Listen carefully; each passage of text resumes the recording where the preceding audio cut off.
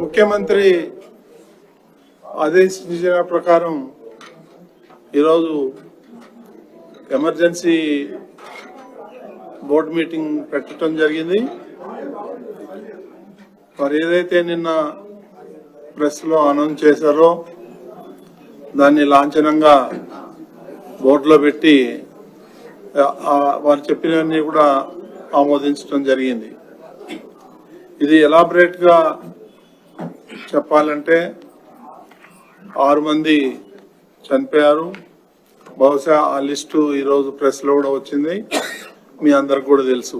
ఇక ప్రత్యేకంగా చెప్పాలనుకుంటే 6 మంది లావణ్య విశాఖపట్నం, శాంతి విశాఖపట్నం, వడ్డేటి నాయుడు బాబు నర్సీపట్నం, రజనీ విశాఖపట్నం, నిర్మల కోయంబత్తూర్, మల్లిక సేలం. సో వీళ్ళందరికీ కూడా చనిపోయారు. వాళ్ళకి ఒక్కొక్కరికి 25 లక్షల రూపాయలు ఎక్స్గ్రేషియో ప్రకటించారు ముఖ్యమంత్రి గారు. అది ఈరోజు బోర్డులో పెట్టి నిర్ణయం తీసుకోవటం జరిగింది. అదేవిధంగా తీవ్రంగా 2 గాయపడ్డారు, తిమ్మక్క, ఈశ్వరమ్మ. వాళ్ళిద్దరికి కూడా 5 లక్షల రూపాయలు లెక్కన ఇవ్వమని ఆదేశాలు వచ్చాయి. అది బోర్డులో పెట్టి నిర్ణయం తీసుకోవటం జరిగింది.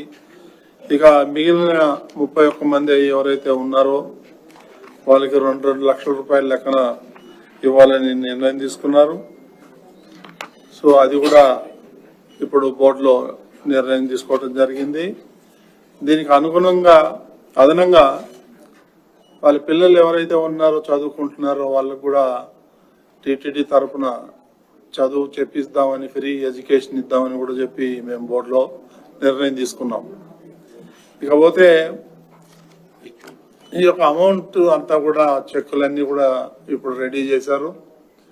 రేపటి నుంచి కానీ ఎల్లుండి నుంచి కానీ బోర్డు సభ్యులతో పాటు అక్కడ లోకల్గా ఉన్నటువంటి మంత్రులతో సహా వెళ్ళి వాళ్ళకి అందజేయటం జరుగుతుంది.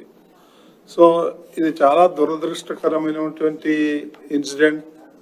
దీని మీద ఎన్నో రకాలుగా ఈరోజు పేపర్లలో కానీ మీడియాలో కానీ వచ్చింది. కాకపోతే ఈ ఇన్సిడెంట్ జరగకుండా ఉండాల్సింది.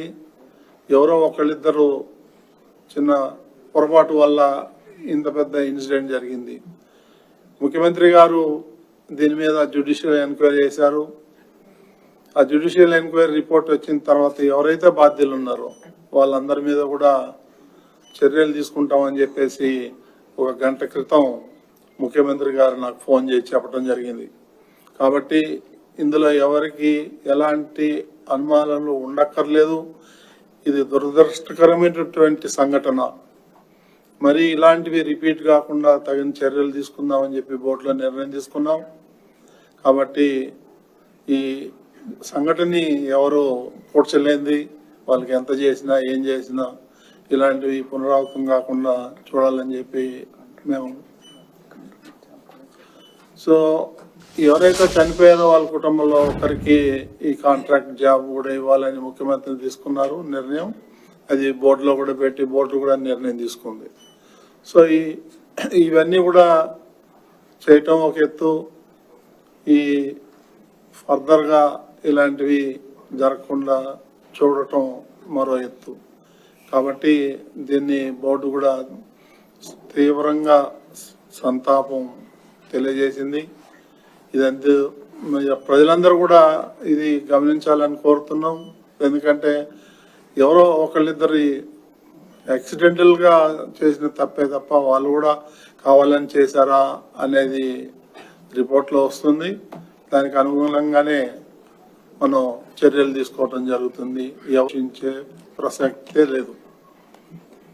ఇది ఈరోజు తీసుకున్నటువంటి ఎమర్జెన్సీ మీటింగ్లో ఈ నిర్ణయాలు తీసుకోవటం జరిగింది.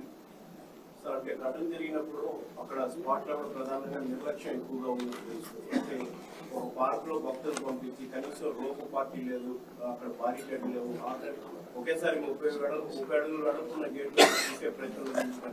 చిన్న చిన్న పొరపాట్లు జరిగాయని మా దృష్టికి కూడా వచ్చింది. దాంట్లో అందులో ఏం అనుమానం లేదు. ఆ పొరపాట్లు జరగకపోతే ఈ ఇన్సిడెంట్ జరిగేది కాదు.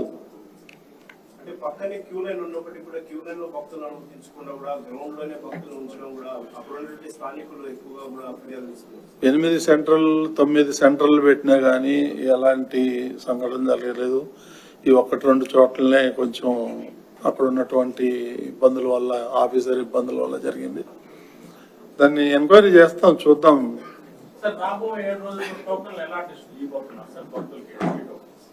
సో ఏ రోజుకి ఆ రోజు ఇద్దాం అనేది తిరుపతిలో అక్కడనే కంటిన్యూ చేద్దాం ఈ సంవత్సరం వరకు.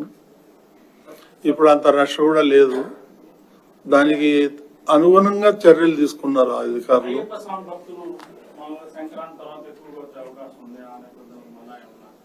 దాని గురించి మాట్లాడదామండి. సీఎం గారు నిన్న చాలా స్పష్టంగానే వైకుంఠ ఏకాదశి ద్వాదశికి సంబంధించి మాత్రమే ఉండేది, రాష్ట్ర గవర్నమెంట్ తీసుకున్న డెసిషన్ ఎందుకు క్యారీ ఫార్వర్డ్ చేశారని చెప్పేసి కూడా ఒక అభిప్రాయం వ్యక్తం చేశారు. నెక్స్ట్ ఇయర్ నుంచి, ఈ ఇయర్ నుంచి ఏమైనా ఇంప్లిమెంట్ చేసే అవకాశం ఉందా? ఈ ఇయర్ నుంచి 7 days కంటిన్యూ చేస్తారు. ఈ ఇయర్ నుంచి ఇంప్లిమెంట్ అనేది కష్టం, ఎందుకంటే ఆల్రెడీ అనౌన్స్ చేసేసారు, చాలా మంది ప్లాన్ చేసుకున్నారు. కాబట్టి ఈ ఇయర్ పాత పద్ధతే కంటిన్యూ చేసి రాబోయే సంవత్సరం ఎలా చేయాలి అనేది ఆగమ శాస్త్ర పండితుల్ని కన్సల్ట్ చేసి మన కమిటీ వాళ్ళందరూ కూడా కూర్చొని ఎక్స్పర్ట్స్ అంతా పిలిచి మాట్లాడి డిసిషన్ తీసుకుందాం.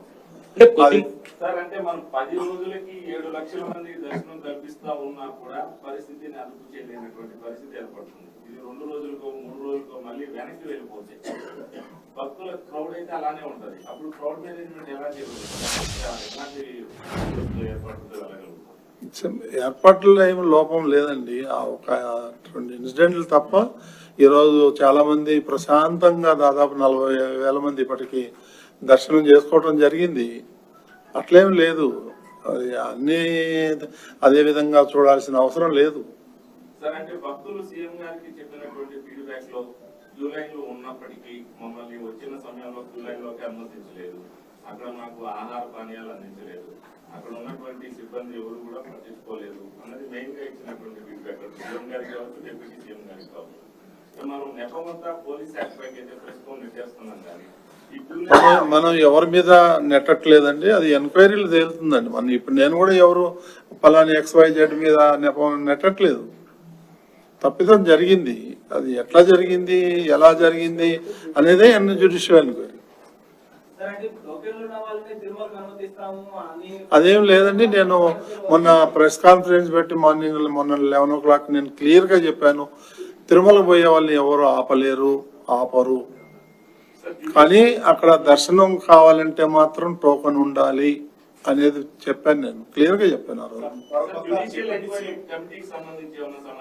అది ముఖ్యమంత్రి గారు చూసుకుంటారండి, మనకి కమిటీకి ఏం సంబంధం. అది కమిటీ గవర్నమెంట్ ఆధ్వర్యంలో వస్తుంది. కొద్దిమంది చైర్మన్ గారు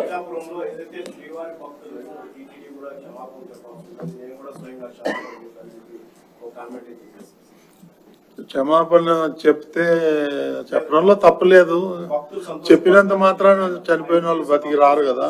అది అవన్నీ ఎవరో ఏదో మాట్లాడారంటే వాటికన్నిటికీ స్పందించాల్సిన అవసరం లేదు. కాకపోతే తప్పిదం జరిగింది, అది ఎలా జరిగింది, ఎట్లా జరిగింది అనేది ఎంక్వైరీ చేస్తారు. బాధ్యుల మీద కఠినమైన చర్యలు తీసుకుంటారు, అందులో ఏమాత్రం డౌట్ లేదు. సార్ కొద్దిమంది బోర్డు మెంబర్లు టీటీడీ ఈఓలు కానీ లేదంటే అధికారులు కానీ రాసిన లేఖలు పరిగణలోకి తమకు తీసుకోలేదు, వైకుంఠ ఏకాదశి లాంటి పర్వదినాల్లో చేపట్టే కార్యక్రమాలకి బోర్డుని కన్సల్ట్ చేయలేదు అని చెప్పేసి, ఇది వాస్తవమా? ఏకపక్ష నిర్ణయాలే కారణం అనేది? ఏకపక్ష నిర్ణయం ఏమి కాదండి, బోర్డుకి నాకు చెప్పారు, నాకు కొంతవరకు పవర్ పాయింట్ ప్రజెంటేషన్ కూడా ఇచ్చారు. నేను వచ్చి ఎమర్జెన్సీ మీటింగ్ కూడా పెట్టాను 2 సార్లు. అదే మీకు ప్రెస్ లో కూడా చెప్పాను గతంలో. కొంతమంది బోర్డు మెంబర్లు చాలా స్పష్టమైన ఆరోపణలు చేస్తున్నది, నేను ముఖ్యమంత్రి కూడా ఫిర్యాదు చేశారు, బోర్డు సభ్యులను పరిగణలోకి తీసుకోలేదు ఇలాంటి ఈవెంట్ జరిగినప్పుడు, శుభకార్యాలు జరిగినప్పుడు అనేది. అలా ఏం లేదండి, అందరికి చెప్తున్నాం మేము. సార్ డిప్యూటీ సీఎం గారు కూడా అధికారుల మధ్య సమన్వయం అదే ఎంక్వైరీ తీరుతుంది కదా, మేము ఎట్లా చెప్తాం? రాబోయే రోజుల్లో ఎంక్వైరీ జరిగేటప్పుడు మేము ముందునే ఇట్లా జరిగింది అట్లా జరిగిందని చెప్తే ఇంక ఎంక్వైరీ ఎందుకు? సీరియస్ గా పెట్టే కదా జ్యుడిషియల్ ఇది సీరియస్ గా ఉంది కాబట్టి మనం జ్యుడిషియల్ ఎంక్వైరీ చేసింది. కోర్టులో కూడా ఇప్పుడు ఒక బిల్ వేస్తే అత్యవసరంగా విచారణ చేయగలరు, కోర్టు రిజెక్ట్ చేయాలి. చూద్దామండి, దాన్ని చూద్దామండి. మేము కూడా ముఖ్యమంత్రి గారి దృష్టికి కూడా తీసుకెళ్తాం, తొందరగా ఎంక్వైరీ కంప్లీట్ చేయమని చెప్పి. ఓకేనండి. అంటే డిప్యూటీ సీఎం క్షమాపణ చెప్పాలని చెప్పి చెప్పారు కదా, మరి క్షమాపణ చెప్తున్నారు భక్తులకి బోర్డు తరఫున లేదంటే అధికారుల తరఫున?